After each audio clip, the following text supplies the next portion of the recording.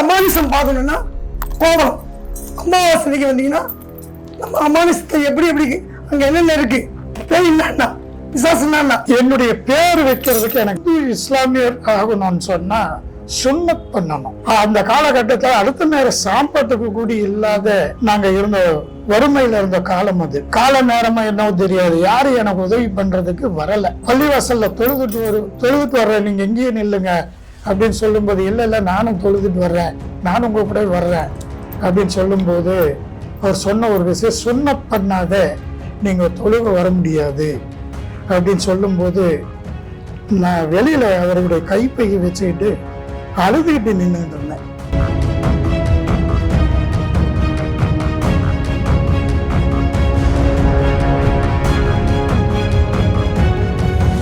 வீட்டுக்கு போயிட்டு dress குளிக்கிறதுக்காக dress பண்ணிட்டு குளிக்கிறதுக்கு பாத்ரூம் போறேன். காம்பவுண்ட் சுவத்துல வச்சு எனக்கு சுன்னத்து நடந்தது. உலகத்திலேயே மிகப்பெரிய அதிசயம். எந்த மனித வகையிலும் எந்த டாக்டர் எனக்கு சுன்னத் பண்ண கிடையாது.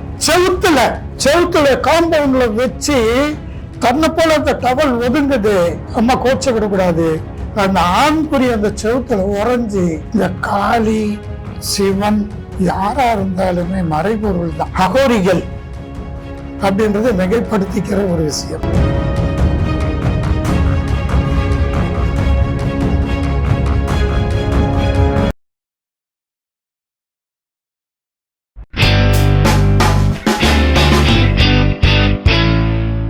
ஐயா வந்து ஒரு 2 நாள் முன்னாடி வந்தாரு.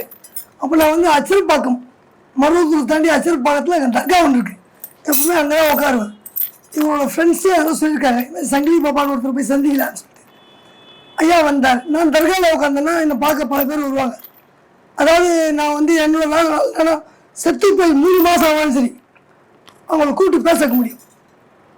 பேச வைக்க முடியும்னா என் மேலே வந்து கிடையாது, அவங்க வீட்டு பெண்ணோ மகளோ ஒய்ஃபோ அவங்க மேலே வந்து அவங்க பேசுவாங்க. அது நான் பண்ணியிருக்கேன்.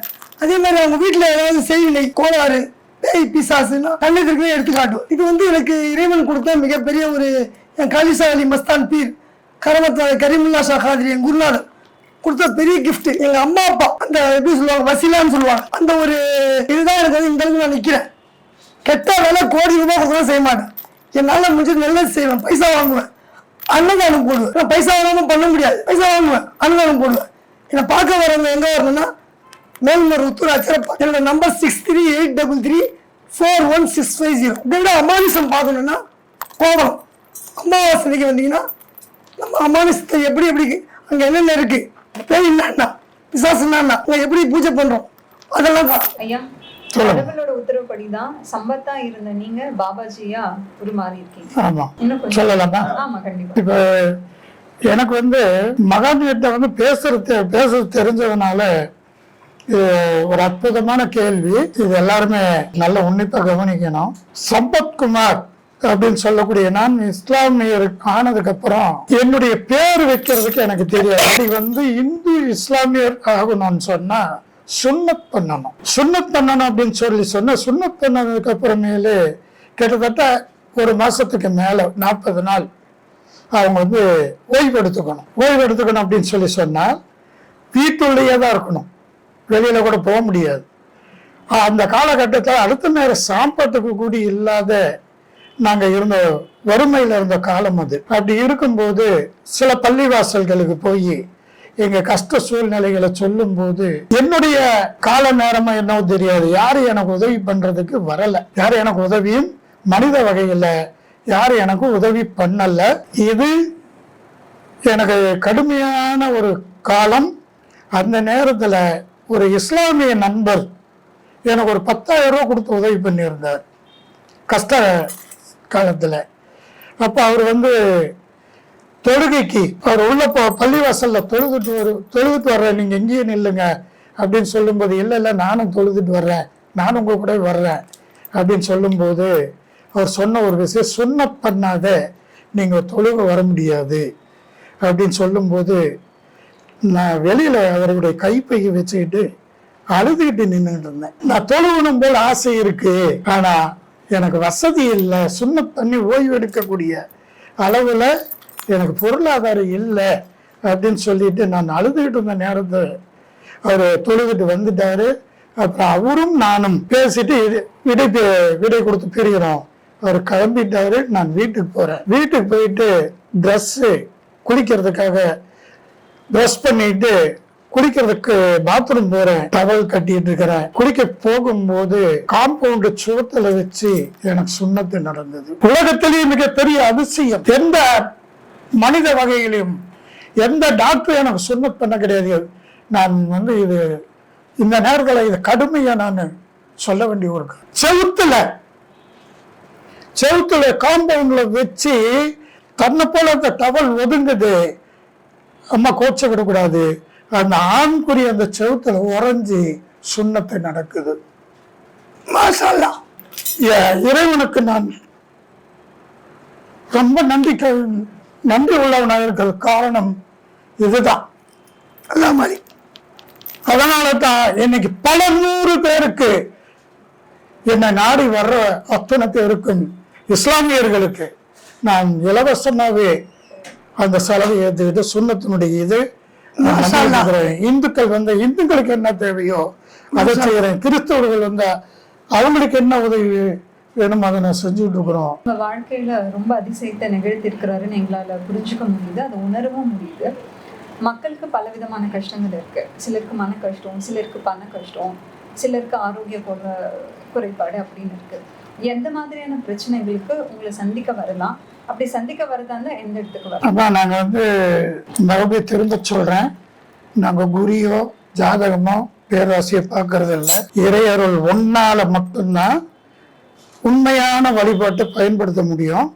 எங்களை எந்த விஷயமா இருந்தாலும், எந்த நோய்களா இருந்தாலும், டாக்டரால தீர்க்க முடியாத நோய்களா இருந்தாலும், அல்லது வாழ்க்கையில எந்த தவறுகள் செய்திருந்தாலும் எங்களுக்கு அவங்க விலக்கி சொல்ல வேண்டிய அவசியமே இல்லை. அதே மாதிரி நாங்க கொடுத்துருக்கிற போன் நம்பருக்கு ஒரு போன் பண்ணிட்டு சொல்ற டைமுக்கு நேரங்காலம் எங்களுக்கு கிடையாது. இந்த நேரத்துக்கு வாங்க அப்படின்னு சொல்றதெல்லாம் இல்லை. ராகு காலம், யமகண்டம் இப்படின்றதும் ஒன்றும் இல்லை. நாங்க திருப்போரூர், அதாவது ஓஎம்ஆர்ல திருப்போரூர்ல வணிகர் தெரு, இங்க நம்பர் 5/31 5/31 கதவு நம்பரு, ஓஎம்ஆர் ரோட்ல வணிகர் தெருவுல நாங்க இருக்கோம். இந்த விஷயத்தெல்லாம் நாங்க பார்த்துட்டு இருக்கிறோம். எந்த நேரம் வேணாலும் போன் பண்ணிட்டு வரலாம். அதே மாதிரி வாழ்க்கையில இன்னைக்கு நடக்கக்கூடிய விஷயங்களை பார்த்தீங்கன்னா, வாழ்க்கையில இறை அருள், இறை பக்தி ரொம்ப குறைவா இருக்கு. இறை வழிபாட்டுல மனிதர்களுடைய தன்மை ரொம்ப குறைவா இருக்கு. அவங்க எல்லாம் கூடி எங்ககிட்ட வந்ததுக்கு அப்புறம் அவங்க செய்த தவறுகளை கூடி நாங்க கேட்டுறோம். எதையுமே அவங்க உட்கார்ந்து அவங்க சொல்ல வேண்டிய அவசியம் இல்லை. மாசத்துல 29 நாள் நாங்க திருப்பூர்ல தான் இருக்கோம். திருப்பூர்ல தான் சொல்லுவோம். மாசம் ஒரு தடவை அமாவாசைக்கு மட்டும் தடாவுக்கு பக்கத்தில் இருக்கிற சூலூர்பேட்டையில வேநாடுல அமாவாசைக்கு மட்டும்தான் நாங்க இருப்போம். அங்க கிட்டத்தட்ட ஜீவசமாதிக்கு ஒரு 50,000 பேருக்கு மேல வர்றாங்க. அதெல்லாம் சில பேர் என்னை பார்த்து அங்க பேச முடியாதவங்க, பாபா கிட்ட பேசி விடை கிடைக்காதவங்க எங்ககிட்ட வருவாங்க. அப்ப நாங்க தெளிவா அவங்களுக்கு புரிய வச்சு அவங்களுடைய வாழ்க்கையில எப்படி வாழணும்ன்றத சொல்லி கொடுத்து வாழ வச்சுக்கிட்டு இருக்கோம். ஐயா, இப்போ தற்சமயம் யூடியூப்ல கலையரசன் ஒரு சின்ன பையன் சொல்லுங்க, சாமியை பத்தி தப்பா பேசுறான். காளி அம்மாவை பத்தி, தெய்வம்ன்றது எல்லாம் ஒண்ணு, நான் தெய்வத்தை பத்தி தப்பா பேசுறான். அவனை பத்தி என்ன சொல்ல விரும்புறீங்க? பொதுவாகவே இந்த காளி, சிவன் யாரா இருந்தாலுமே மறைபொருள் தான். யாருமே நேச்சுரலா இறைவனை பார்த்ததுன்னு சொல்றது பொய். புரியுதுங்களா? இறைவனுக்கு பேசுறேன்னு சொல்றதே அதிசயம். இருக்காங்க அந்த காலத்துல சித்தர்கள் வாழ்ந்ததாகவோ, அல்லாஹ்வுடைய இறை தூதுவர்களாக அவங்களால மட்டும்தான் இது முடிஞ்சது. இறைவனுக்கு பேசுறதுன்றது நபிகளுக்கு அடுத்தது இறை நேசர்களுக்கு மட்டுமே இது இறைவன்கிட்ட பேசக்கூடிய ஒரு அருள் கிடைச்சது. அதுக்கு அடுத்தது நான் இன்னைக்கு பேசிக்கிட்டு இருக்கிறேன். இதை சோதிச்சு பார்க்கணும் அப்படின்னாலும் யார் வந்தாலும் நான் தயார். இதை விவாதம் பண்ணணும்னாலும் நான் தயார். ஐயா கேட்ட ஒரு கேள்விக்கு பதில் என்னன்னு கேட்டீங்கன்னா, அகோரிகள் அப்படின்றது மிகைப்படுத்திக்கிற ஒரு விஷயம். காரணம், நான் வாரணாசி என்ன சொல்றது, நான் ஹரித்வார், ரிஷிகேஷ் எல்லாம் போயிட்டு வந்தோம். நான் அதுக்குள்ள போக விரும்பல. இறை வழிபாட்டுல ஒழுக்கம் வேணும், உண்மை வேணும். மிகைப்படுத்தி நான் வந்து அகோரி அப்படின்னா அகோரியினுடைய கடமைகள் என்ன, அதை விவாதம் பண்ண வந்தாங்கன்னா நான் தயாரா. ஐயா அவன் விவாதம் பண்ண வரமாட்டான் ஐயா. அன்னைக்கு அவன் என்ன காட்டலாம், காளியம்மா படத்தை காட்டலாம். காளியம்மா படத்துல காளியம்மா துணி, நான் துணி இல்லாம பார்த்தேன்றான். அதுவே போய் ரெண்டாவது அவன் சொன்ன விஷயம் என்னன்னா, நம்ம கேட்டதுக்கு என்ன பதில் தரல. இறைவன் மறைப்பொருள் தானே தவிர எந்த முறைக்கும் சித்தர்கள் முதல் கொண்டு அமைதியான வாழ்க்கை தான் வாழ்ந்திருக்காங்க எனக்கு தெரிஞ்சு. ஆனால் மிகைப்படுத்தி வாழ்றது, மக்களை குழப்பி அதிலிருந்து மீண்டும் மீண்டும் மீண்டும் அவரை தவறான பாதைக்கு கூட்டிட்டு போறது தானே தவிர வேற ஒண்ணு இல்லை. இறைவனை யாராவது நான் பார்த்தேன்னு சொன்னா என்ன சந்திக்க சொல்லுங்க, நான் பொது மேடையில விவாதம் பண்ண நான் தயார். சங்கிலி பாபா அவர்களையும் பாபாஜி அவர்களையும் சந்திச்சதுல ரொம்ப சந்தோஷம். நேயர்கள், இது உங்களுக்கு பயனுள்ளதா இருக்கும்னு நாங்கள் முழுமையா நம்புறோம். உங்களுடைய விமர்சனங்கள், கருத்துக்கள் வரவேற்கப்படுகின்றன. நன்றி. லைக் பண்ணுங்க, ஷேர் பண்ணுங்க. நம்ம யூடியூப் வந்து அருமையா போயிட்டு இருக்கு. பல சேனல்கள் போனாலும் இந்த இதில் வந்து அருமையான பதிவு கொடுத்துருக்காரு ஐயா. ஏன்னா நம்ம பேச வந்தது அகோரியை பற்றி அவரே சொல்லிட்டார். அவன் கலை வந்து மிகப்பெரிய தப்பு இதுதான், அவன் திருந்தணும். வணக்கம். இந்த வீடியோ உங்களுக்கு பிடிச்சிருந்தா லைக் பண்ணுங்க, கமெண்ட் பண்ணுங்க, ஷேர் பண்ணுங்க, சப்ஸ்கிரைப் பண்ணுங்க.